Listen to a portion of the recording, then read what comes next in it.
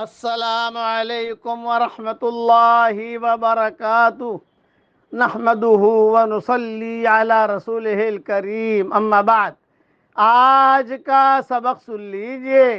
آج کے سبق کی سرخی ہے سخاوت سے دوستی کیجئے، پارٹ نمبر 141۔ فتح مکہ کے موقع پر ابو سفیان کا قصہ، ابو لہب کے دو بیٹوں کا قصہ تو میں نے مختصر بیان کر دیا۔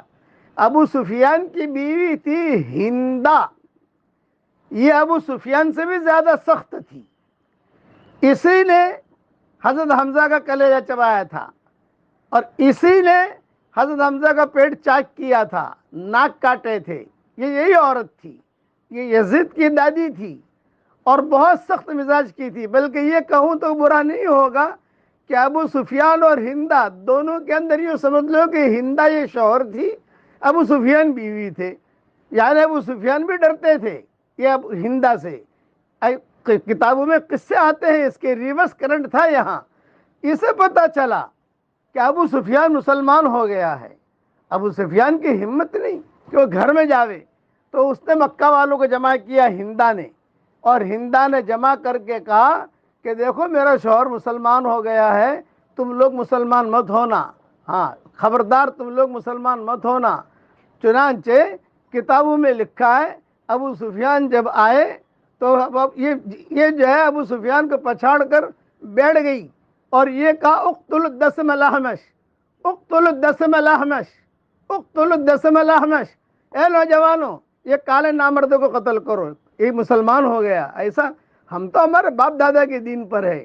اتنی مزاج میں سختی تھی، لیکن وہ ہندہ نے جب دیکھا کہ مکہ مکرمہ فتح ہو گیا ہے، اور اس کے ذہن میں یہ بات تھی ہندہ کے کہ کبھی یعنی فاتح قوم جو ہوتی ہے شرابی پیتی ہے، لوٹ مار کرتی ہے، زناکاریاں کرتی ہے، لوگوں کے گھروں میں داخل ہوتی ہے، دادا گیری کرتی ہے، یہاں تو مکہ میں کچھ بھی نہیں ہے، تو اپنا گھر کا دروازہ کھول کر دوسری گلی میں گئی، شاید وہاں کچھ ہو رہا ہوگا، وہاں گئی تو وہاں بھی کچھ نہیں، اور آگے بڑھی وہاں بھی کچھ نہیں، مکہ مکرمہ میں سناٹا، مکہ فتح ہو گیا، اتنا بڑا مجمع گیا کہاں؟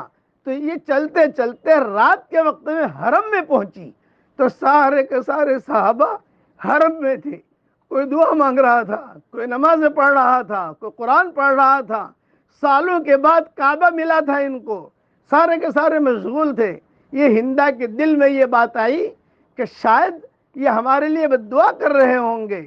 قریب جا کر دعا سنی تو صحابہ دعا کر رہے تھے کہ اللہم اہد قریش، اے اللہ قریش کو ہدایت دے، اے اللہ قریش کو ہدایت دے، فإنہم لا یعلمون، یہ جانتے نہیں ہیں کہ ہدایت کیا چیز ہے، قرآن کیا چیز ہے۔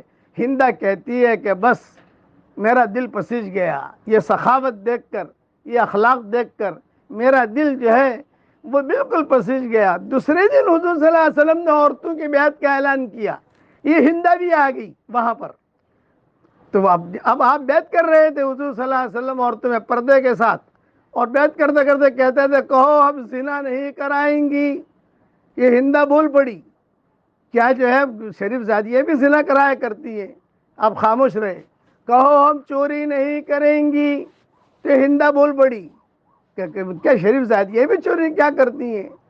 تو حضور نے پوچھا بھی یہ کون بول رہی ہے؟ حضرت عمر نے کان میں کہا یہ ہندہ ہے، ہندہ۔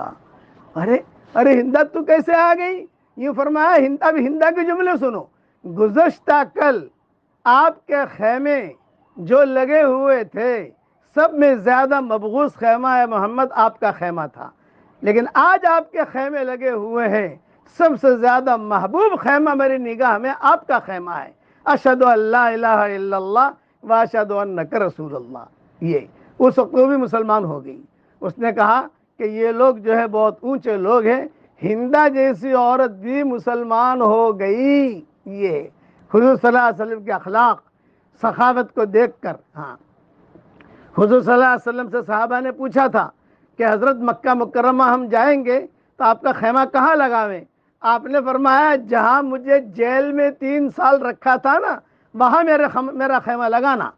چنانچہ حضور کا خیمہ وہیں لگایا گیا۔ تو حضور فرمایا تھا 3 سال تک مجھے مجبور کیا تھا اور مجھے محصور کیا تھا، یہی خیمہ لگانا، اور یہیں پر میں اللہ کا شکر ادا کروں گا کہ آج اللہ تعالیٰ نے مجھے یہاں عزت کے ساتھ پہنچایا. ہاں. لیکن حضور صلی اللہ علیہ وسلم برابر اخلاق برتتے رہے.